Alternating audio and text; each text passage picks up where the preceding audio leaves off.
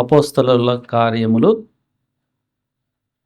13వ అధ్యాయము 43వ వచనంలో ఉన్న రెండవ భాగాన్ని మనం అందరం కలిపి చదువుకుందాము. పేజీ సంఖ్య 116 క్రొత్త నిబంధనలో. వీరు వారితో మాట్లాడుచు దేవుని కృపయందు నిలకడగా నుండవలనని వారిని హెచ్చరించిరి. కృపయందు నిలకడగా ఉండుట అనే మాటని ఈరోజు మనం ధ్యానం చేస్తున్నాం.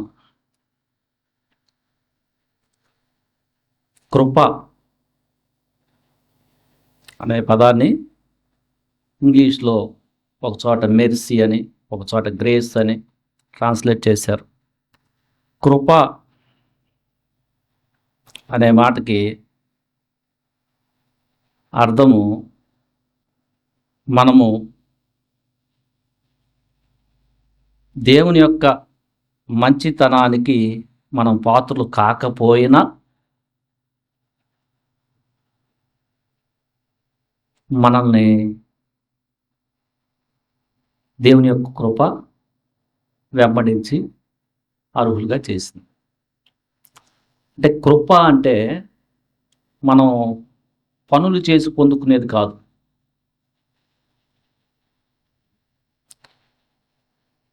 మనం చేసిన దానికి వచ్చేదాన్ని న్యాయం అంటారు. మనం చేసాం కాబట్టి చేయటం. మనము ఒక ఇబ్బందులు ఉంటే అవతల వాళ్ళకి మన పట్ల కలిగేదాన్ని జాలి అంటారు. అరే ఏంటి ఇట్లా అన్నాడు బాబు అనే జాలి. ఈ పదాలు కొంచెం చాలా జాగ్రత్తగా చూడండి. జాలి కలిగిన తర్వాత దయ పుడుతుంది. దయ పుట్టించి దయ పుట్టడం వల్ల మనం అరే ఏదైనా హెల్ప్ చేస్తామా, లేకపోతే నన్ను ఓర్చుకోమంటున్నాడు దయతో వదిలేద్దామా, ఇది దయ. వీటన్నిటికంటే ఇంకోటి ఇప్పుడు మనం ధ్యానం చేస్తుంది కృప. అంటే కృపలో దయ కలిగి దానికంటే ఉన్నతమైంది. ఫర్ ఎగ్జాంపుల్, మనకు దేవుడు అనుగ్రహించిన రక్షణ కృపను బట్టి వచ్చింది. దయ ఏం చేసిందంటే మన పాపాలను క్షమించింది. అది దయ. ఎందుకంటే నరకానికి వెళ్తాం. ఈ దయని మించి ఉన్నతమైన స్థానంలో దేవుని కృప క్షమించటమే కాదు, మీకు నా ఆత్మనిస్తున్నాను, నడవండి, క్షమించి వదిలేయచ్చు. దానితో పాటుగా నా యొక్క ఆత్మని మీకు ఇస్తున్నాను, మీరు నడవండి అని మనం అర్హులం కాపోయినా పాపులమైన మనల్ని తన బిడ్డలుగా చేసుకున్నది కృప. క్షమించి వదిలేయచ్చు. క్షమించి వదిలేస్తే శిక్ష పోతుంది, అది దయ్యే. కానీ అంతటితో కాకుండా దేవుని కృప ఏంటంటే మనల్ని కుమారులుగా కుమార్తెలుగా చేసుకొని ఆయన ప్లేస్లో స్థానం ఇవ్వటం అనేది కృప. రే క్షమిస్తున్నాను పో అని మనం ఎవరినన్నా వదిలేస్తే అది దయ్యే. ఎందుకంటే వీడి మీద కేసు పెట్టానంటే ఈయన పోలీసులు వీడు చేసిన దానికి జైల్లో పెట్టాలి. యాక్చువల్లీ ఎందుకు లేడుతావు వాడు అనే దయ్యే అంతవాటికి. కానీ వాడు ఒకవేళ దొంగతనం చేసి మనం వాడిని పిలిచి ఎందుకు దొంగతనం చేయటం అబ్బాయి, ఒక 500 చూసుకో, ఫస్ట్ నీకు బాగాలేదు కదా, వాడుకొని పని చేసుకోవటం మొదలుపెట్టు అని ఇంకో 500 ఇచ్చామనుకో, అది కృప. అంటే వాడు మనకు హాని చేస్తే, మన డబ్బులు వాడు దొంగతనం చేస్తే మనం క్షమించేది దయ్య. ఏంటంటే పట్టుకొని కొట్టేస్తారు. మనం ఎవరికని చెప్తే తాడు పెట్టి కట్టేసి కొడతారు. అది న్యాయమే. అంటే న్యాయం కంటే దయ ఉన్నతమైంది. దయ కంటే కృప ఏం చేస్తున్నావు? ఏంటిగా డబ్బులు లేవా? ఈ 500 తీసుకో. కాకపోతే ఇట్లా దొంగతనం చేయవాక. రేపు నుంచి పని చేసుకోవటం, పని కోసం ఎతుకు, ఇంకా నీకు దొరుకుతుందంటే అది కృప. దయ దగ్గర వదిలేస్తే వాడు కొన్నిసార్లు ఏం చేస్తాడంటే మళ్ళా దొంగతనం చేయొచ్చు. కానీ కృప వాడికి ఎట్లా అర్థమవుతుందంటే ఏంటిది అని తనలో మార్పు తెస్తుంది. ఏంటి అసలు ఏంటి ఇక్కడ ఎట్లన్నా చూడగలమా అని తనలో దేవుడు పని చేస్తా ఇక పని ఎదగటం మొదలు పెడతాడు. ఎవరైనా ఇస్తారా? సో దేవుడు మనకు చేసింది అది.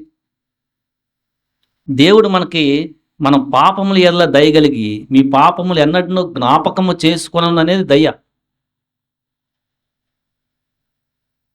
అయితే మనకి కృపని అనుగ్రహించి మీరు నా బిడ్డలు,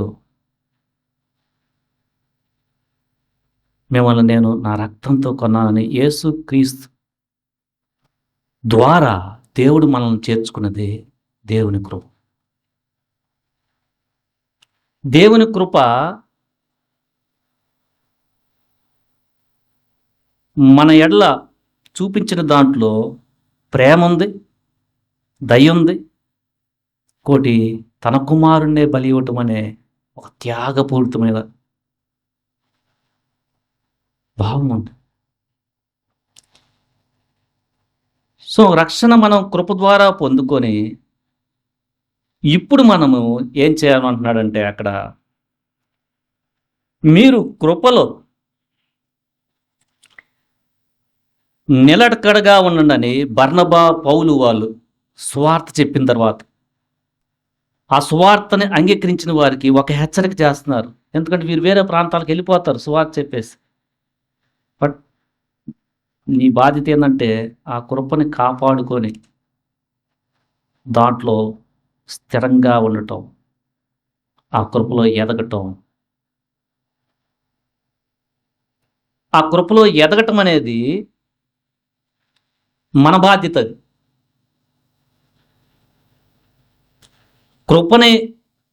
కృప కలిగిన ఆత్మను మనకి అనుగ్రహించటం దేవుడు చేశాడు. కృపలో ఎదుగుట అనేది నా బాధ్యత రక్షించబడిన బిడ్డలకి. కృపను సరిగా అర్థం చేసుకోకపోతే కృపని నిరర్థకము చేసే అవకాశం ఉంది. దాని యొక్క విలువ తెలియకపోతే దాన్ని నువ్వు వేస్ట్ చేసే అవకాశం కూడా ప్రమాదం ఉంది.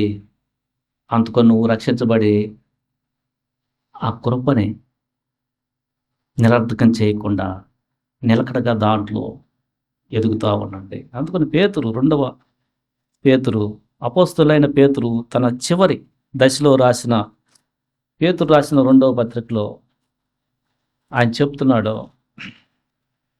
3వ అధ్యాయంలో చివరి వచనంలో, మన ప్రభువును రక్షకుడైన యేసుక్రీస్తు అనుగ్రహించు కృపయందును జ్ఞానమందును అభివృద్ధి పొందుడి. ఆ కృపలో నువ్వు అభివృద్ధి పొందాలి. కృపలో అభివృద్ధి పొందటం, కృపలో నిలకడగా ఉండటానికి నీవు దేవుని యొక్క ఆత్మకి సహకరించాలి. సో మొట్టమొదటిగా నువ్వు రక్షణ పొందినప్పుడు పరిశుద్ధాత్మ దేవుడు నీలో ఉన్నాడనే భావాన్ని ఫస్ట్ కలగాలి. అది ABC. అది లేకుండా ఈ కృపలు అసలు నువ్వు ఎదగలేవు. నాకు రక్షణ ఇచ్చినప్పుడు దేవుని యొక్క ఆత్మను తాకాడు, ఆయన నాలో నివసిస్తున్నాడు, పరిశుద్ధాత్మ దేవుడు, ఇది నాకు అనుగ్రహించిన కృపయే, నేను విశ్వాసం చేత ఆ ఆత్మను పొందుకున్నాను. ఆ తర్వాత కృపని అభివృద్ధి చేసుకునే దాంట్లో, కృపలో నిలకడగా ఉండే దాంట్లో నీవు ఆ పరిశుద్ధ ఆత్మకి సహకరించి నడవాల. కృప కోల్పోయే ప్రమాదంలో పడచ్చు. ఎక్కడైతే దీనత్వము మనం కోల్పోతామో, తగ్గింపు మనసు కోల్పోతామో, సాత్వికం కోల్పోతామో, ఆటోమేటిక్‌గా గర్వం వచ్చేస్తది. గర్వహృదయులు యెహోవాకు హేయులు. ఆయన దీనుల ఎడల కృపను అనుగ్రహించును. మీరు లేఖనం 1 పేతురు 5వ అధ్యాయంలో 5వ వచనం. చిన్నపిల్లలారా, మీరు పెద్దలకు లోబడి ఉండుడి. మీరందరూ ఎదుటివాని ఎదుల దీన మనస్సు అను వస్త్రము ధరించుకొని మిమ్మును అలంకరించుకొనుడి. దేవుడు అహంకారులను ఎదిరించి దీనులకు కృప అనుగ్రహించును. యాకోబు పత్రిక 4వ అధ్యాయం 6వ వచనం, 2వ లైను. దేవుడు అహంకారులను ఎదిరించి దీనులకు కృప అనుగ్రహించును. సో ఈ కృపలో నువ్వు ఉండాలనంటే ఇండైరెక్ట్గా దేంట్లో ఎదగాలి? నువ్వు తగ్గింపు స్వభావంలో ఎదగటం, అది భక్తి. సో కృపకి లో హార్ట్కి రిలేషన్ ఉంది. లో హార్ట్ లేకపోతే మనం దేవుని యొక్క కృప మీద ఆధారపడటం కష్టము, అసాధ్యం. ఎందుకంటే నేనే చేసుకుంటానంటాం, నేనే చేసేస్తానంటాం, నేనే అని వస్తాయి. ఎప్పుడైతే కృప ఉందనుకో, నువ్వు చేయాల్సిన పని చేసి దేవుడి మీద ఆధారపడతావు. కృపలో లేకపోతే నీకు విపరీతమైన కోపం వచ్చేస్తూ ఉంటుంది. ఏదైనా జరగకపోతే, లేట్ అయితే ఓర్పు ఉండదు. అదే కృపలో ఉన్నావు అనుకో, దేవుడు తగిన సమయం అవుతుంది అని యేసేపు విషయంలో ఎలా చేశాడు? లేట్ అయినా ఎంత చక్కగా చేశాడు. దావీదు విషయంలో ఎలా నడిపించాడు? సమూయేలు పుడతానికి హన్నాకి ఎన్ని సంవత్సరాలు ప్రార్థన చేయాల్సి వచ్చింది? ఎందుకంటే రైట్ టైంలో కావాలి ఆయన ఇశ్రాయేల్ ప్రజలకు న్యాయాధిపతిగా. ఈ భావం నీకు అర్థమయ్యి దేవుడు తగిన సమయంలో నన్ను చూసుకుంటాడు, హెచ్చిస్తాడు అని దీన మనసు కలిగి ఉంటాం. కృపలో లేమా, వెంటనే తొందరపాటు ఇవన్నీ వస్తాయి. సో మనము దేవుని కృపలో ఎదగటం అంటే తగ్గింపులో ఎదగటం. తగ్గింపు ఉన్నప్పుడు ఆటోమేటిక్గా ఓర్పు పెరుగుద్ది, వీటిలన్నింటిలో ఆటోమేటిక్గా ఎరుగుతుంది. సో దీనికి దేవుడు మనకి సహాయకుడు. ఎందుకంటే మనకి కృపలో మనం ప్రవేశించిందే యేసుక్రీస్తు ద్వారా. రోమిలికి రాసిన పత్రిక 5వ అధ్యాయం 2వ వచనం, మరియు ఆయన ద్వారా మనము విశ్వాసము వలన ఈ కృపయందు ప్రవేశము గలవారమై అందులో నిలిచియుండి.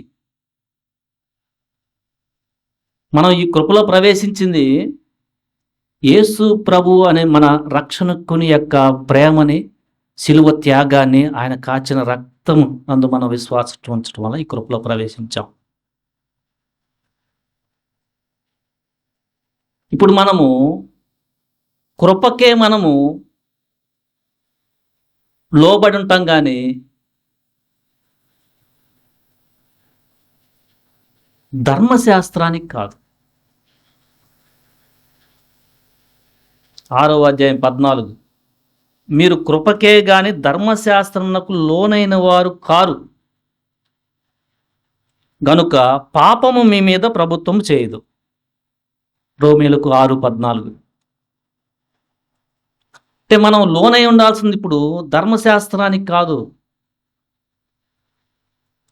మనము కృపకి లోనై ఉంటే ధర్మశాస్త్రాన్ని ఆ కృపను బట్టి జరిగిస్తూ, ఎవరన్నా ధర్మశాస్త్రముని మన పట్ల జరిగించబడని వారిని కూడా ప్రేమిస్తూ శత్రువును ప్రేమించే లెవెల్లోకి వెళ్తాం.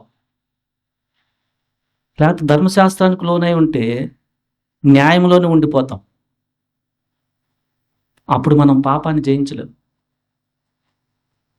ఎందుకంటే అంతకుముందు ఒకప్పుడు మనం అదే రక్షణలోకి రాకమునుపు మనం ఎవరికైనా హెల్ప్ చేస్తే వాడు మళ్ళీ తిరిగి చెయ్యాలి. లేకపోతే విపరీతమైన కోపం వస్తుంది. వాడి గురించి ఎక్కడ పడితే అక్కడ చెప్పేస్తాం. అదే కృపలో ఉన్నాం అనుకో, కొద్దిగా వాడు లేట్ చేసినా ఆగుతాం. ఎవరికి చెప్పే అంతకెళ్ళం. సో అప్పుడేం జరుగుతుంది? మనం పాప స్థితి నుంచి మనం విడుదల కలుగుతున్నాం. తనకు కూడా నెమ్మదిస్తున్నాం. సో మనం ధర్మశాస్త్రానికి లోనైన వారు కారణంటే ధర్మశాస్త్రం చేయకూడదని కాదు. కృపను బట్టి ధర్మశాస్త్రాన్ని మామూలుగా ఈజీగా చేయగలమనే భావం. దాన్ని చేయటం అంతవాటికే కాదు, ఇంకా హైలైట్లో ఉంటాము అని. అంతేగాని ధర్మశాస్త్రం చేయకూడదని భావం కాదు అక్కడ. సో మనము ఈ కృపలో నిలకడగా ఉండాలి. ఈ నిలకడగా ఉండే ప్రయత్నంలో డిఫరెంట్ సిచ్యువేషన్స్ వస్తాయి లైఫ్లో. మనం దేవుని కృప మీదే ఆధారపడాలి. సో దావీదు చెప్తున్నాడు, కీర్తన 13:5 చదవండి. నేనైతే నీ కృపయందు నమ్మిక ఉన్నాను, నీ రక్షణ విషయమే నా హృదయము హర్షించుతున్నది. ఈయన ఏం చేస్తున్నాడు? ఈయన యొక్క పొరపాటు, ఈయన న్యాయంగా ఉన్నా ఈయన వెనకాల శత్రువులు పడుతున్నారు. చాలా విపరీతమైన ఇబ్బంది ఉంది ఆయనకి. కొంత లేటు కూడా అయినట్టు చూస్తున్నాం మనం. ఎన్నాళ్ళ వరకు నన్ను మర్చిపోవద్దు అంటున్నాడు. ఎన్నాళ్ళ వరకు నేను చింతించాలి మనసులో అంటున్నాడు 2వ వచనం.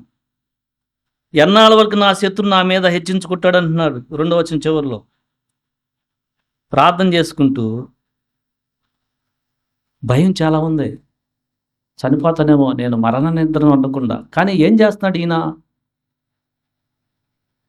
సొంత ప్రయత్నం చేసి ఎలా పడితే అట్లా చేయకుండా దేవుడు నాకు విజయాన్ని ఇస్తాడు అని రైట్ వేలో యుద్ధం చేస్తున్నాడు. చేసిన ఎలా పడితే అట్లా తొందరపాటు చేసి అట్లా కాదు, ఎందుకు వచ్చింది ప్రయత్నం అని సౌలు చిక్కినా కూడా చంపకుండా యెహోవా చేత అభిషేకించిన వాడిని దేవుని కృప మీద ఆధారపడ్డాడు.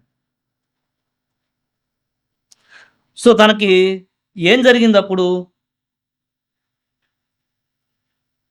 అంటే తర్వాత జయం వచ్చింది. సో మన జీవితంలో నిన్ను అనవసరంగా ఇక్కడ ఎవరన్నా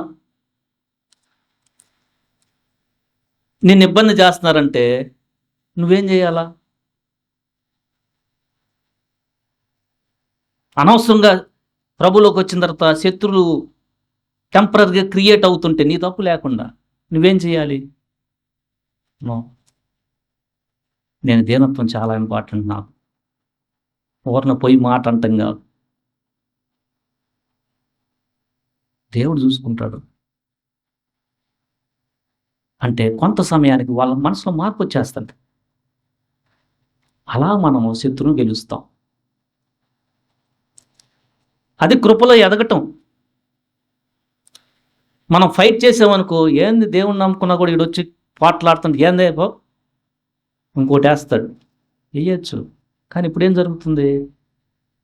కృపలో మనం ఉంటే దేవుడే మన పక్షాన్ని యుద్ధం చేస్తుంటాడు పరిస్థితి. సో దావీదుకు వచ్చిన సిచ్యువేషన్స్, ఆయనకైతే మరణం అవుతున్నంతగా వెనపడబడ్డారు. నీలో ఎవరన్నా చిన్న ఇబ్బంది చేస్తుంటే నీకు అది తెలియాలి. కృపలో ఎదగటం అంటే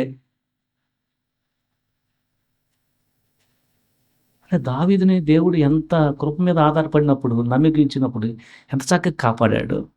సో దావీదు ఆ కృపలో ఉండటానికి దేవుడు చేసిన కార్యాలను స్తుతిస్తా ఉన్నాడు. మనం అక్కడ చూసినట్టయితే చివరి వచనం, యెహోవా నాకు మహోపకారాలు చేసి ఉన్నాడు, నేను ఆయనను కీర్తించదని అంటున్నాడు. ఈ భావం ఎలా క్రియేట్ అవుతుందంటే ఆయన కృపలో ఉన్నాడు. కృపలో ఉన్నాడు కాబట్టే కష్టతరమైన పరిస్థితుల్లో కూడా దేవుని స్తుతిస్తున్నాడు. అది కృపలో ఎదగటం. కృపలో లేని వారైతే ఏం చేస్తారంటే సనుక్కుంటారు అక్కడ. ఏంది నాకు అంటే వీళ్ళు భక్తి తెలియని వారు. నువ్వు ఆ స్థితిలో కానీ ఉంటే ఇప్పుడన్నా జాగ్రత్త పడు. యేసుక్రీస్తు ద్వారా మనం కృపలో ప్రవేశించాము. నువ్వు సొంతగా చేస్తే ఇక్కడ యుద్ధాలు గెలవలేవు.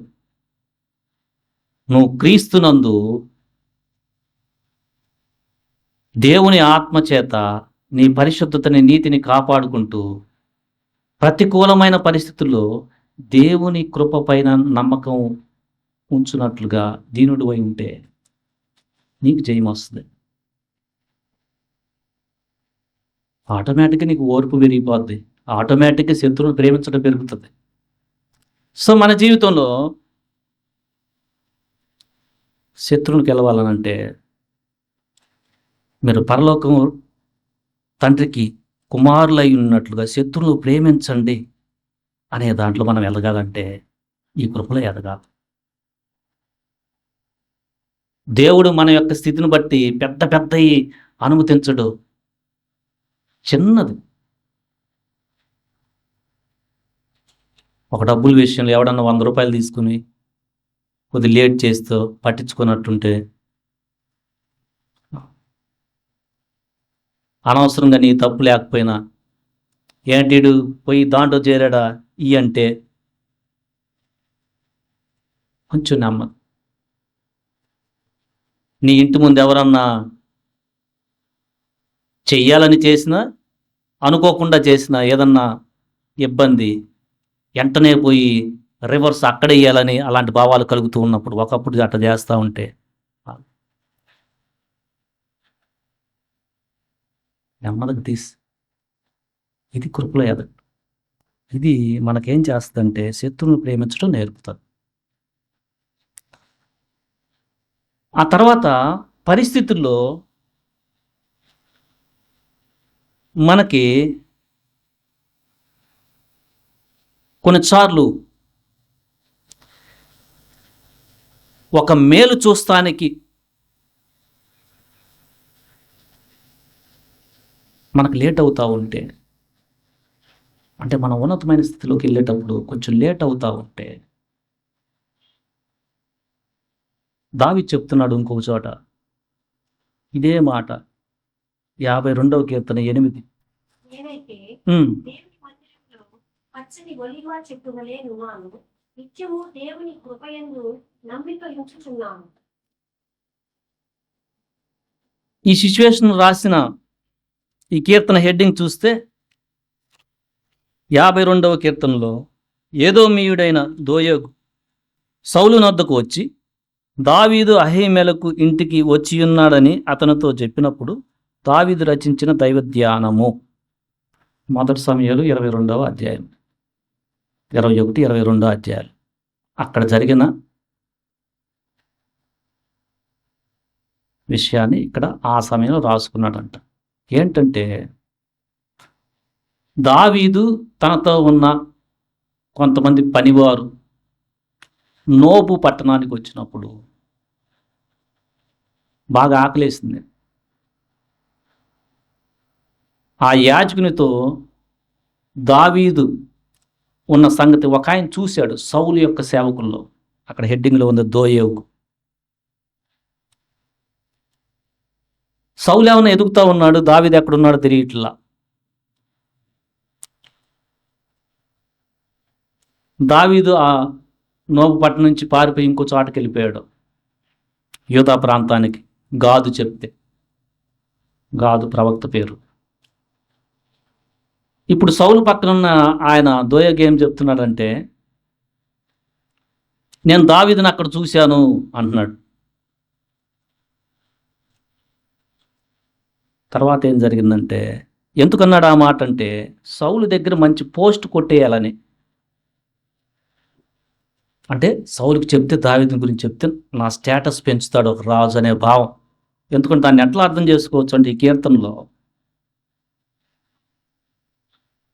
7వ వచనం, ఇదిగో దేవుని తనకు దుర్గముగా ఉంచుకొనక తన ధన సమృద్ధి యందు నమ్మిక ఉంచి తన చేటును బలపరుచుకొనినవాడు వీడే అని చెప్పుకొనుచు వాడిని చూచి నవ్వుదురు అని చెప్తున్నాడు. దోయేగు చేసిన ఆ పనికి సౌలు వెంటనే ఆ ప్రాంతానికి వెళ్ళి ఆ యాజకుడిని, ఆ పట్టణం ఏంటంటే యాజకులు ఉండే పట్టణం అన్నమాట, అందులో ఉన్న మొత్తం 85 మంది యాజకుల్ని చంపించేశాడు. ఇది జరిగింది.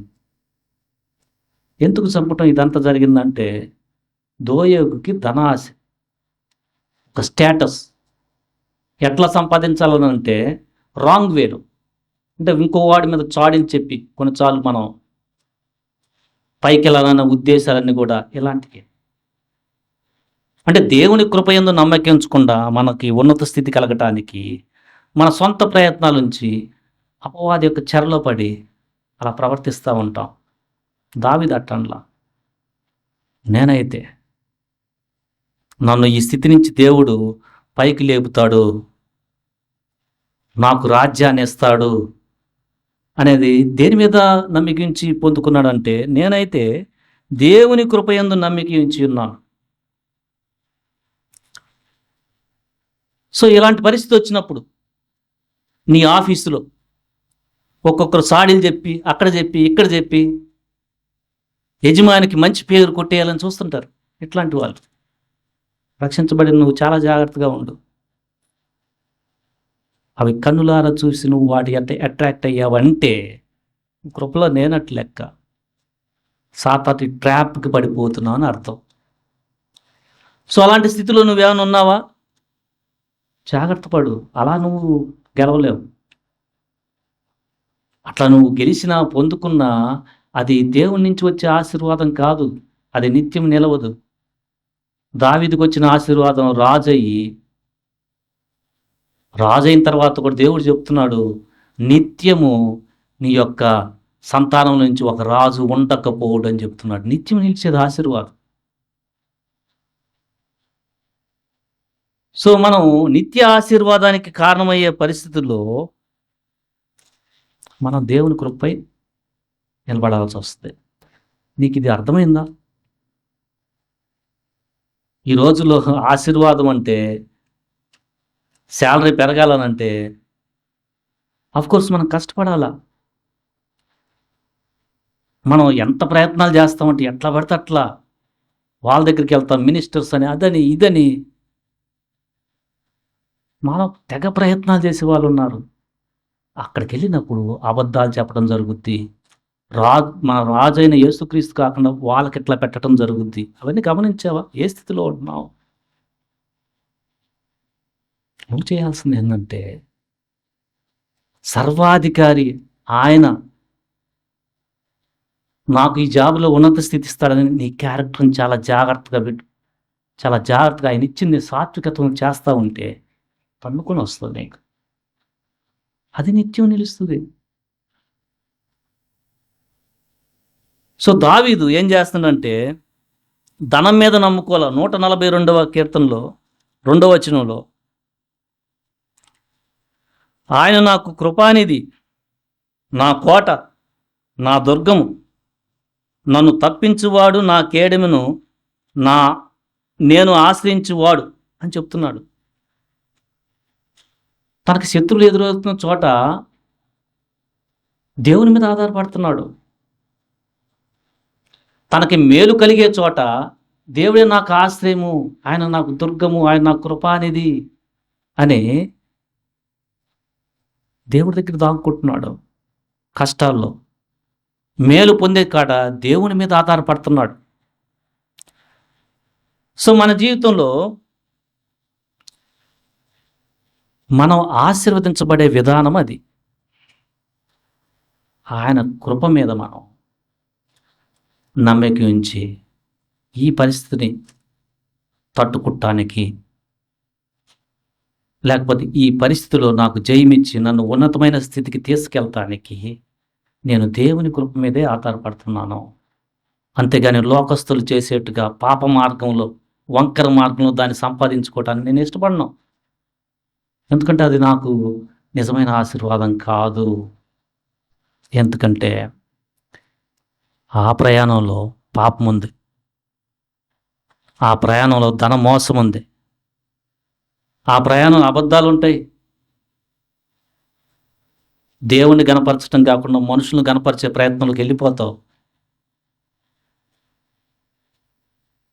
సో మనం కృపలో ఎదగాల. నీకు అర్థమవుతుందా? నీ జీవితంలో ఇలాంటి పరిస్థితి ఎప్పుడన్నా ఫేస్ చేసావా? ఎక్కడన్నా అబద్ధాలు చెప్పి పక్కన వాళ్ళు ఎదుగుదల పొజిషన్కి వెళ్తుంటే నో, నేను నా భక్తిని కాపాడుకోవాలి, ఎందుకంటే నా దేవుడు పరిశుద్ధుడు. రేపు నేను వెళ్ళేది ఆయన దగ్గరికి. కొంచెం లేట్ అయినా నేను దేవుని మీద, కృప మీద ఆధారపడి ఆయన ఆ మనుషులకి మనసునిస్తాడు. అప్పుడు దాకా నేను ఆయన మీద ఆధారపడతాను. దీనత్వాన్ని నేను దాంట్లో ముందుకెళ్తాననే ఆ జ్ఞానం ఉందా? అది ఉంటే నువ్వు కృపలో నిలకడగా ఉంటున్నట్టే. లేకపోతే నువ్వు కృపలో కాదు, ఆ పరిస్థితిలో తప్పిపోయావని అర్థం. ఆ తప్పిపోయింది నీకు సరిగా అర్థం కాకపోతే ఇంకా తప్పిపోతా ఎక్కడో నీ జీవితం చివరికి వచ్చేదాలకి ఏంటబ్బా నేను చేసింది, మీరు చాలా విశ్వాసం నుంచి వెనక్కి వెళ్ళిపోవచ్చు. నీకు అప్పుడు అర్థం కాదు దాని యొక్క ప్రభావము అంతుందా అని. నిదానంగా, ఎందుకంటే ఆ భావం ఇంక పెరిగిపోద్ది, ఇంకో పరిస్థితి వస్తుంది, నీకు దాన్ని బలపరిచే, చేటును బలపరిచేవాడు వస్తాడు రాంగ్ రూట్లో. వాడు చెప్పింది నీ ఎండ్ ఆఫ్ యువర్ లైఫ్ కృప మీద కాదు, నీ సొంత ప్రయత్నం చేసుకొని ఆ స్థితికి వెళ్ళే ప్రమాదం ఉంది. అలాంటి పరిస్థితుల్లో మనకు దేవుని కృపే సహాయం అనే మన జ్ఞానం ఉండాలి. అప్పుడు మనకు బలం ఇస్తాడు కృప చేత. ఆ పరిస్థితిలో కూడా నువ్వు పరిస్థితిని కాన్సన్ట్రేట్ చెయ్యు, ఇంకా బైబిల్ చదువుకుంటూ ప్రార్థన చేసుకుంటూ ఎట్లా సువార్త చెప్పాలి, అది కదా ఇంపార్టెంట్ అని పాజిటివ్ ఇటు వెళ్తాం. అనుకోకుండా అది కూడా నీకు కలిసి వస్తుంది, రెండు కలిసి వస్తుంది. లేకపోతే ఇది చివరికి నాశనంలోకి తీసుకెళ్తుంది. డేంజర్. అసలు అక్కడికి వెళ్తావో లేదా, టోటల్గా తప్పిపోతావేమో విశ్వాసంలో. సో మనం ఇచ్చిన కృపని కాపాడుకోవటం మన బాధ్యత. దానికి నీకు జ్ఞానం ఉండాలా. కృప అని పాటలు పాడితే కదా, ఏంటిది, ఎలా వస్తుంది, ఏ పరిస్థితి వస్తుంది, రక్షించబడి నీకు జ్ఞానం ఉండాలా. లేకపోతే పాటలు పాడినా నువ్వు అబద్ధాలు చెప్తూ ఉంటావు, మళ్ళొచ్చి పాటలు పాడతావు. ఇది ఎగతాళి, అన్యజనులు దేవుని నామానికి అవమానం. సో మనం కృపలో నిలకడగా ఉండే దాంట్లో మనం ఏ మంచి కార్యం చేయాలంటే ఇప్పుడు 2 కొరింథీ 9వ అధ్యాయం 8, కొరింథీయులకు రాసిన పత్రిక 2వ అధ్యాయం 8, కొరింథీయులకు రాసిన పత్రిక 2వ కొరింథీ పుస్తకము 9వ అధ్యాయం 8. మరియు మీరు సర్వ సమృద్ధి గలవారై ఉత్తమమైన ప్రతి కార్యము చేయటం దేవుడు మీ ఎడల సమస్త విధములైన విస్తరింప చేయగలరు. మనము ఎల్లప్పుడూ సర్వసమృద్ధి కలిగి మంచి కార్యాలు చేయాలంటే మన కృపలో ఎదగటం.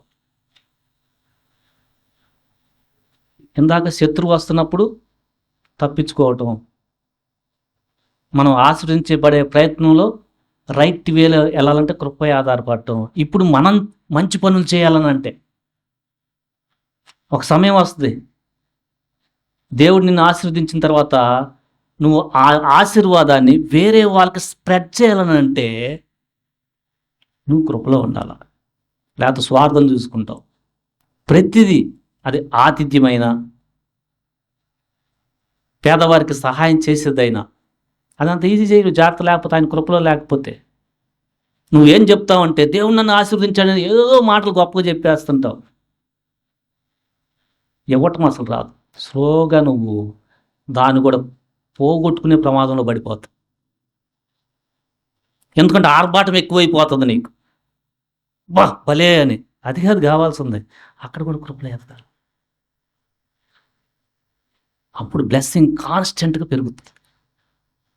కొంతమంది ఆ స్థితికి వచ్చిన తర్వాత ఇక జ్ఞానం ఉండదు, ఇక భక్తి అంటే తెలియదు. చూడు దేవుడు నన్ను ఎట్టా ఆస్వాదించాడో, మంచిదే, నువ్వెంత కృపలో ఉన్నావు, ఒకప్పుడు నీ పరిస్థితి ఎట్లా ఉంది, ఇప్పుడు అలాంటి పరిస్థితి వాడిని చూసి ఏమైనా రెస్పాండ్ అవుతున్నావా? అది కృపలో ఎదగటం.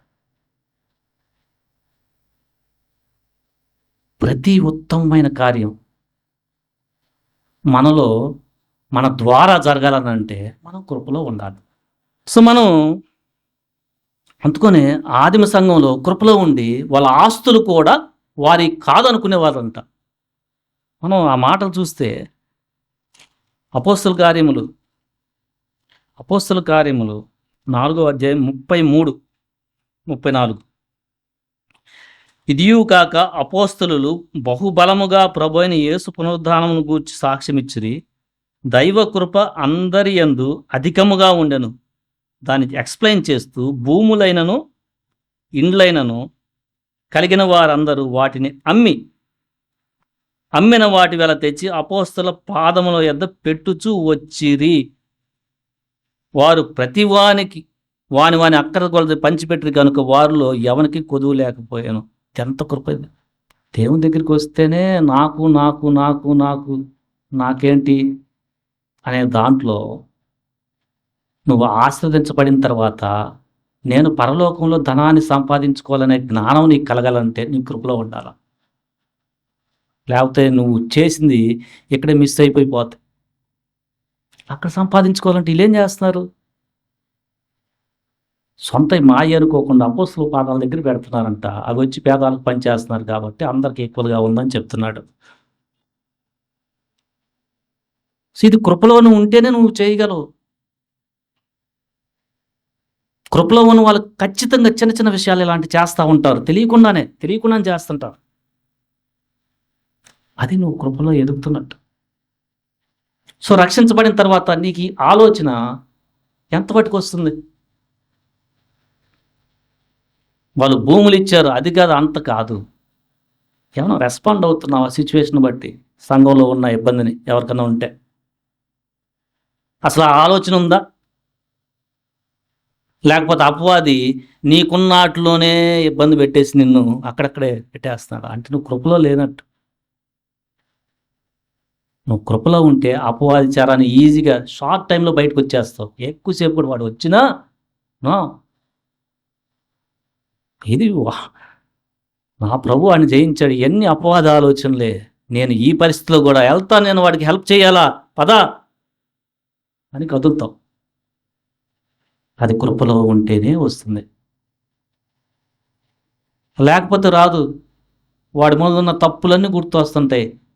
వాడేం చేశాడు, నేనెందుకు పోతాను, ఇంకా లాలో ఉంటావు, న్యాయంలో ఉంటావు అనమాట. వాడేం చేశాడు, నేనెందుకు చెయ్యాలి, ఇది న్యాయం అక్కడే ఉంటేంది, నువ్వు కృపలో లేనట్టు. చాలామందికి ఇది అర్థం కాదు. అందుకని సంఘంలో ఒకరినొకటి అనుకోవటం, ఆన్నంటో ఈయనంటో అట్లా జరుగుతుంది. అదే నువ్వు కృపలో ఉంటే గతాన్ని పక్కన పెట్టి, నా గతం ప్రభువు గారిని చూస్తే అసలు నాకు రక్షణ వస్తుందా అనే ఆలోచన నీకు కలిగి తన ఏడ దయ పుట్టడం, కృపగా ఉండే ప్రవర్తనలోకి వెళ్తావు అన్నమాట. అప్పుడు నీ ద్వారా దేవుడు తన కృపను అనుగ్రహించి మంచి కార్యాన్ని చేయిస్తాడు. అదేదైనా ఒకరికి ఆతిథ్యము, హాస్పిటల్ తీసుకెళ్ళటం, హెల్ప్ చేయటము, ఎగ్జామ్ వస్తుంది వాడికి తెలియంది చెప్పటం, లేకపోతే అరే మన పని మన సమయాన్ని పక్కన పెట్టి వాళ్ళని కొద్దిగా పలకరిస్తూ వస్తే కొద్దిగా ఆదరణ పొందుతారనే ఆ మంచి భావము, ఇదన్నీ కూడా ఆ మంచి కార్యాలు, సత్క్రియలన్నీ కూడా కృపలోనే ఉంటే చేయగలం. లేకపోతే చేయలేం. మనం న్యాయంలోనే ఉన్నాం అనుకో, న్యాయంలో ఉంటే వచ్చే ఇబ్బంది, అపవాది పెట్టే ఇబ్బందిని తట్టుకోవటానికి మనకు శక్తి సరిపోదు, సనుగుడు వచ్చేస్తాయి. ఒకప్పుడు అట్టానే ఉన్నాం మనం. ఎందుకంటే ఏదన్నా హాని చేస్తే ఇంకంతే వాడి మీద వచ్చిన ఆ యొక్క నెగటివ్ భావం మనకు చాలా కాలం ఉండిపోతూ ఉంటుంది. ఎందుకంటే మన కృపలో లేవు, న్యాయంలో ఉన్నాం కాబట్టి వాడి మీద కోపము, మళ్ళీ ఎవరికైనా చెప్పాలా, కనపడితే చాలు మళ్ళీ అదే, క్షమించే తత్వం ఉండదు. అదే కృపలో ఉంటే మనకు దేవుడు బలాన్ని ఇస్తాడు. కాబట్టి మనకేం జరుగుతుందంటే ఆటోమేటిక్గా తన మీద అపవాది మనకు విరోధ భావాన్ని కలిగిస్తూ ఉన్నా ప్రార్థన చేయనప్పుడల్లా ప్రభు చెప్పారు దాన్ని క్షమించగలన్నప్పుడు మనకు ఆ భావం పోతుంది. పొయ్యి ఏం జరుగుతుందంటే ప్రేమ భావం పుట్టుకొస్తుంది. ఇక మనం తనకి హెల్ప్ చేస్తానికి పరిగెత్తుతాం. అది కృపలో ఎదగటం.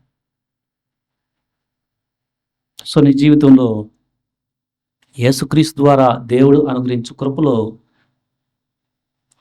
నిలకడగా ఉంటున్నావా, లేకపోతే కృపని నిరర్థకం చేస్తున్నావా? కొంతమంది జ్ఞానం లేక రోమిలికి రాసిన పత్రిక 6వ అధ్యాయంలో మొదటి వచనంలో, అలాగైనా ఏమందుము కృప విస్తరింపవలనని పాపము యందు నిలిచియుందుమా అంటున్నాడు. కొంతమంది దేవుని కృపని చాలా లైట్గా తీసుకొని పాపం చేయటం క్షమించు ప్రభువా, పాపం చేయటం క్షమించు ప్రభువా అంటే వీళ్ళు కృపని సరిగా కృప మనకు అనుగ్రహించడానికి ప్రభు ఎంత క్రయధనాన్ని సిలువలో చెల్లించాడో అర్థం కాక కంతే రాంగ్ రూట్లో అర్థం చేసుకోవటం. వీళ్ళు బలహీనంగానే ఉంటారు. పొద్దులూకులు దాంట్లోనే అక్కడే ఉంటూ ఎట్లా పడితే అన్యజనులు కలిసిపోవటం, ఆ పాపంలోనే బతకటం, మళ్ళీ ప్రభు నన్ను క్షమిస్తాడు కదా, ఇదే ఈ లింకే వాళ్ళకి. అంతేకాని కృపలో ఎదిగేయాలే ఆలోచన ఉండదు. ఎట్లాగా నిన్ను చూస్తే అన్యజనులు నీ వెలుగు ఏమన్నా కనిపిస్తుందా? ఎవరికి కనిపించదు. సో కృపని మనం నిరర్థకం చేయకూడదు. చాలా చాలా ఇంపార్టెంట్. కొంతమంది యోధ పత్రిక ఒకే అధ్యాయం ఉంటుంది, 4వ వచనంలో, ఏలయనగా కొందరు రహస్యంగా జొరబడి ఉన్నారు, వారు భక్తిహీనులై మన దేవుని కృపను కామాతురత్వమునకు దుర్వినియోగపరచుచు. కృపను దుర్వినియోగం పరచకూడదు. కృపను ఎప్పుడైతే దుర్వినియోగపరుస్తున్నావో పరిశుద్ధాత్మ దేవుడు దుఃఖిస్తాడు నీలో. ఆయన దుఃఖం పరచద్దు. ఆయన చెప్తున్న మాటనే సున్నితంగా చెప్తుంటే ఆపద్దు. ఎందుకంటే ఆయన నిన్ను కృపలో ఎదగాలని మాట్లాడుతూ ఉంటాడు. అమ్మా ఎందుకు అట్లా చేసి సారీ చెప్పు అన్నప్పుడు దీనత్వంతో నెమ్మది కలిగి సారీ అన్నా నేర్చుకో. అది కృపలో ఎదగటం. అంతకుముందు నువ్వు సారీ చెప్పేవాడు కాదు. ఆ తగ్గింపే మనకు ఉండదు జనరల్గా. ఇప్పుడు మనం దేవుని కృపలో ఎదిగేటప్పుడు ఇలాంటి మనుషులతో వచ్చే దాంట్లో ఈ చిన్న విషయం కూడా చెప్పాలా అని నెగిటివ్ థాట్స్ మనకు వస్తున్నప్పుడు అపవాది చెప్తున్నట్టు దాన్ని పక్కగా పెట్టి ఈ విషయం నేను చెప్తే ఇప్పుడు అతను నెమ్మదిగా ఉంటాడు కదా అని పొరుగువాడి యొక్క క్షేమం కోసం వాడిని నేను నా ప్రవర్తన ద్వారా అనవసరంగా ఇబ్బంది పెట్టడం ఎందుకని, ఒకవేళ మన తప్పు లేకపోయినా నా ఏమన్నా ఇబ్బంది ఉందా నాలో, సారీ అమ్మా, అది కృపలో ఎదగటం. కొంతమంది అయితే కృపని కామాతురత్వానికి అంటే పాపం చేసి మళ్ళీ క్షమిస్తాడులే అని దానికి దుర్వినియోగం చేసే వాళ్ళు కూడా ఉంటున్నారు. బట్ పౌలు చెప్తున్నాడు, గలతీ రాసిన పత్రిక 2వ అధ్యాయం 21, నేను నిరర్థకము చేయను, నీతి ధర్మశాస్త్రము వలన నైతికి ఆ పక్షమందు క్రీస్తు చనిపోయినది నిష్ప్రయోజనము. ఈయనంట దేవుని కృపను వేస్ట్ చేయను అంటున్నాడు, నిరర్ధకము చేయను. మనం గమనించాల్సింది ఏంటంటే మనం సొంత పనులు చేసి అలా నీతిని వెతికేదాం బదులుగా యేసుక్రీస్తునందు విశ్వాసం ద్వారా దేవుని కృప చేత దేవుని నీతి పొందుకొని మళ్ళా రక్షించబడిన తరువాత సొంత నీతి ప్రదర్శించే స్థితిలో వస్తూ ఉంటాయి. సొంత నీతి అంటే గొప్పలు చెప్పుకోవటం, నేను చేశాను కదా, నేను చేశాను, ఇలాంటి పరిస్థితులు అపవాది కల్పిస్తూ ఉంటాడు. ఆ పరిస్థితుల్లో మనం నా సొంత నీతిని పక్కన పెట్టాను, దేవుని యొక్క కృపని ఆయన యందు విశ్వాసం ఉంచి ఈ మంచి చేస్తే వెళ్ళిపోతున్నా. రిజల్ట్ ఇచ్చేది ఆయన. నేను ఎవరికి మనుషులకు చెప్పుకోవాలా, మళ్ళా నేను వాడికంటే నేను బాగున్నానని చెప్పుకునే ప్రభావం ఆ యొక్క స్థితిలోకి అతిశయంలోకి వెళ్ళకుండా, అతిశయంలోకి వెళ్తే మళ్ళీ గర్వం వస్తుంది, మళ్ళీ కృపలో తగ్గిపోతాం. సో అలాంటి పరిస్థితులు వచ్చినప్పుడు నేను మంచి అయితే చేస్తున్నాను, ఎందుకంటే దేవుని యొక్క నానా విస్తమైన కృప నాలో విస్తరించుతూ ప్రతి మంచి కార్యం చేపిస్తున్నాడు. ప్రయాసపడుతుంది నేను కాదు, దేవుని కృపే నన్ను చేయిస్తున్నాడు అని పౌలు ముందుకు వెళ్తున్నాడు. సో అలాంటి పరిస్థితులు మనం వచ్చినప్పుడు చాలా జాగ్రత్తగా ఉండాలి. ఎందుకంటే మనం రక్షణ పొందుకుంది కృపను బట్టే కానీ మన మంచి కార్యాలను బట్టి కాదు. సో రక్షించబడిన తర్వాత నువ్వు మంచి కార్యాలు చేస్తూ ఆ ప్రమాదంలో పడే అవకాశం ఉంది. మంచి కార్యాలు చేయకుండా ఆగవాక, ఎందుకంటే నీ విశ్వాసం నీ క్రియల్లో కనపడాలా. దీనత్వంతో కూడిన సాత్విత్వంతో కూడిన మంచి కార్యాలు నువ్వు చేస్తూ ఉండాలి. ఎల్లప్పుడు కూడా చేస్తానే సిద్ధంగా ఉండాలి. బట్ రాంగ్ రూట్లో అర్థమైందంటే నువ్వు మళ్ళీ అక్కడ అతిశయపడే ప్రమాదం ఉంది. అదే నువ్వు కృపలో ఉంటే నేనుగా జయిస్తుంది, నేనేమై ఉన్నానో అది దేవుని కృప అయి ఉన్నానని పౌల్లాగా మనం చెప్పగలుగుతాం. 1 కొరింథీ 15వ అధ్యాయము 10వ వచనం. కొరింథీకి రాసిన మొదటి అది దేవుని కృప వలననే అయి ఉన్నాను. కంటిన్యూ చేయండి.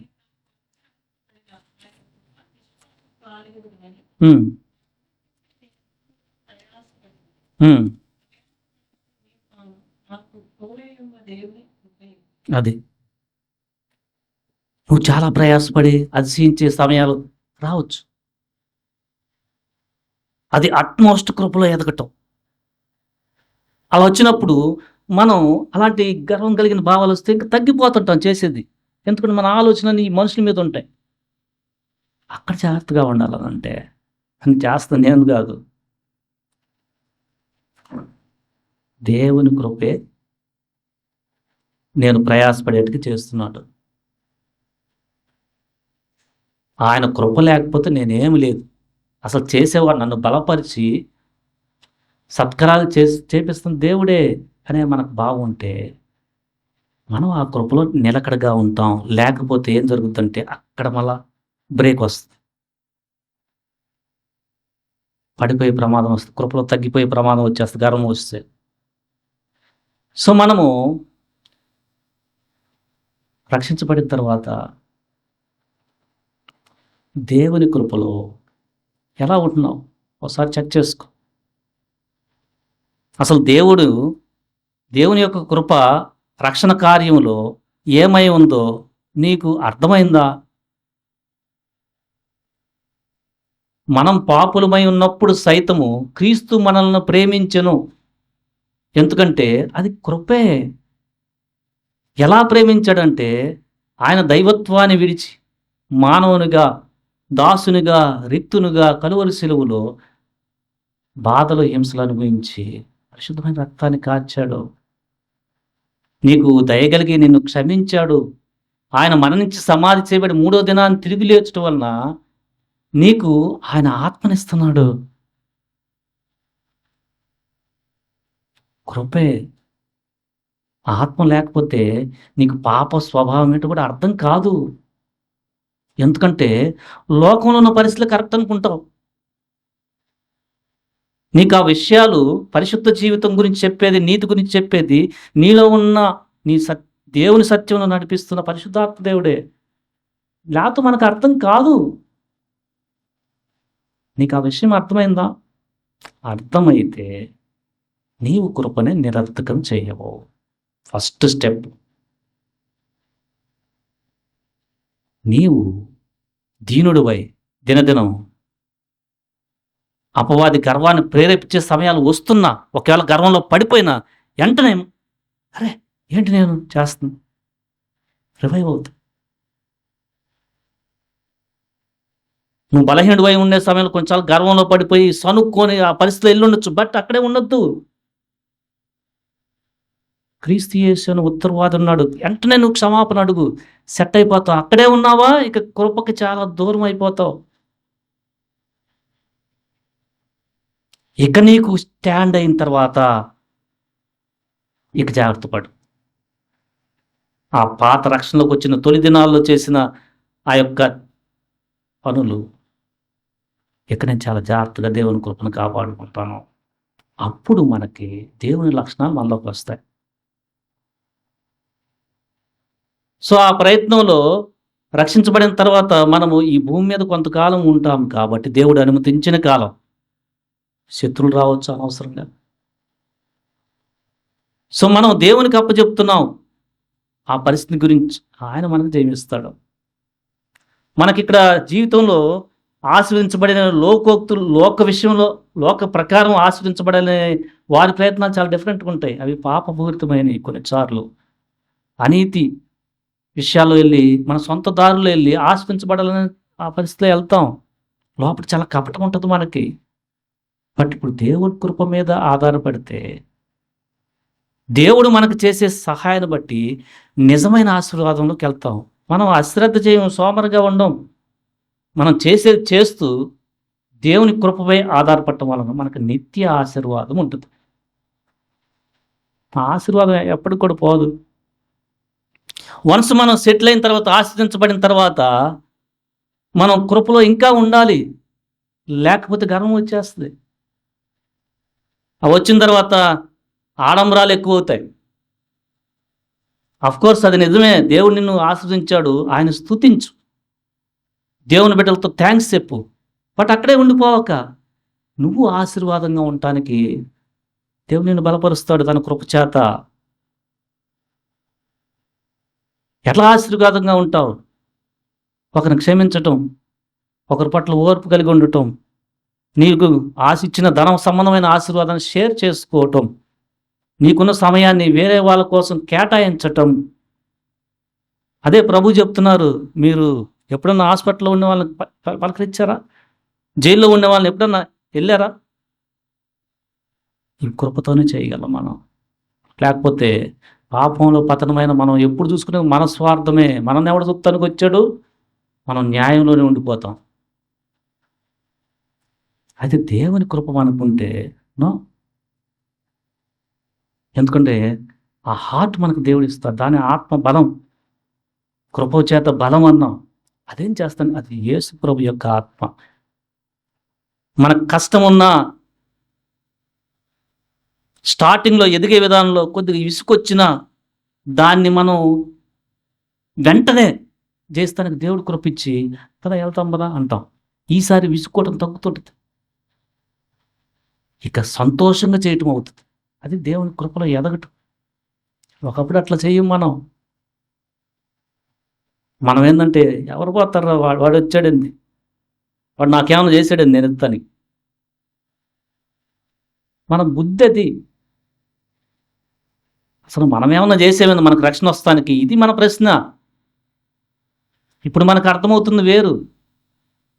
దేవుని కృపను బట్టి తన ఆత్మ మనకి ఇవ్వటం వలన, పాపులమై ఉండగానే క్రీస్తు నా కోసం చనిపోయాడే, ఎంత కృప నాయన దేవుడు కనపరిచాడు, ఎంత క్షమించాడు. చిన్నదాన్ని నేను క్షమించలేనా? కృపలో ఉంటేనే దీనత్వాన్ని బట్టి అది వస్తుంది. అసలు ధనం మొత్తం దేవునిది. నేను ఈ పరిస్థితిలో ఆరోగ్యం కలిగి ఇప్పుడు దాకా జాబ్ చేస్తూ సంపాదిస్తున్నానంటే ఆయన కృపే అని దాంట్లో ఉన్న కొద్దిగా ఇవ్వటం నేర్చుకుంటాం. నాకు అర్థం కాదు, నా డబ్బులు ఎందుకు ఇవ్వాలా? స్వార్థం. నీ కృపలో ఉంటే నీకు దేవుడు ఆ విషయాలు చాలా జాగ్రత్తగా చెప్తాడు. చాలా జాగ్రత్తగా, ఇక కాదు, ఇక్కడ ఉన్న ధనంతో ఆత్మను సంపాదించు. ఇక్కడున్న నీకు ఇచ్చిన ధనం నేను ఇచ్చిందే. ఆకాశము భూమి నాయి. నీకు ఇచ్చే ఆయుష్ని నేను నియమించి ఉన్నా. నువ్వు జాగ్రత్త పడు, అసే పడవాక. నేను నిన్ను ఈ భూమి మీద ఉంచిన ఆ పని నువ్వు చెయ్యి. ఎందుకంటే కొంతమందికి అవసరం అది. ఆ సమయంలో వాళ్ళు ప్రభు చూస్తానికి దేవుడిచ్చిన జ్ఞానాన్ని బట్టి చేస్తూ ఉండు. ఆ వివేకాన్ని బట్టి ఎవరికి ఎక్కడ చేయాలనే అది కృపవారణ చేయగలం. ఈరోజు మనం ప్రార్థనకి వెళ్తున్నాం. దేవుని కృపలో మనం పేతురు చెప్తున్నాడు, అభివృద్ధి పొందండి అంటున్నాడు. ఎప్పుడు చెప్పాడు ఆయన? చివరి లెటర్ అది. ఆయన చనిపోయే ముందు రాసిన 2వ పేతురు మళ్ళా చివరి వచనం కూడా మీకు గుర్తు లేకపోతే ఏం చెప్తున్నాడంటే ఆయన, మీరు యేసుక్రీస్తు అనుగ్రహించు దేవుని కృపయందు జ్ఞానమునందు అభివృద్ధి పొందండి. దానికి లిమిట్ లేదు. ప్రభువు మనకు మాదిరి. దానికి లిమిట్ లేదు. ఇక్కడ ఆపేద్దామని లేదు. ప్రయాస. ఆ పర్వతాన్ని ఎంత రీచ్ అవుతా అంత ఎక్కువ. కృపలో మనం లేకపోతే చాలా జాగ్రత్త. మళ్ళా పాపంలో పడిపోయే ఆ తప్పిపోయే బలహీనమైనలోకి పడిపోతుంది. ఎందుకంటే కొంతమంది కామాతులు కూడా కృపను అర్థం చేస్తున్నారు. సో నువ్వు ఈ సమయంలో అలాంటి ప్రజల మధ్య నువ్వు ఉన్నావు. కృప అంటేనే అర్థం కాని వారి మధ్య నువ్వు ఉన్నావు. సంఘానికి వెళ్తూ రక్షించబడి నీకు ఎప్పుడన్నా అర్థమైతే నువ్వు జాగ్రత్త. సో అది మనం ఒక్కరమే చేస్తున్నామని కాదు. మనతో పాటు దేవుడు మనల్ని బలపరుస్తూ, దేవుడు మనల్ని అడుగుతున్నప్పుడు మనం సహకరిస్తానికి ప్రయత్నం చేస్తూ ఇద్దరం చేస్తున్నాం. దేవుని ఆత్మలో ఎంత ఎదిగితే కొద్ది అంత మనం కృపలో బలపడుతూ దేవుడు మనకి ఈ భూమి మీద ఇచ్చిన పనిని చేస్తాం. సత్క్రియలైన మందిరంలో పని అయినా, సంఘంలో మనకిచ్చిన బాధ్యత అయినా చేయాలనంటే మనకి దేవుని కృప చాలా అవసరము. ఈ కృపలో మనం స్టాండర్డ్గా నిలకడగా ఉండటానికి, అభివృద్ధి పొందటానికి దేవుడు తన కృపను మనకి అనుగ్రహించునుగాక. ఆమేన్.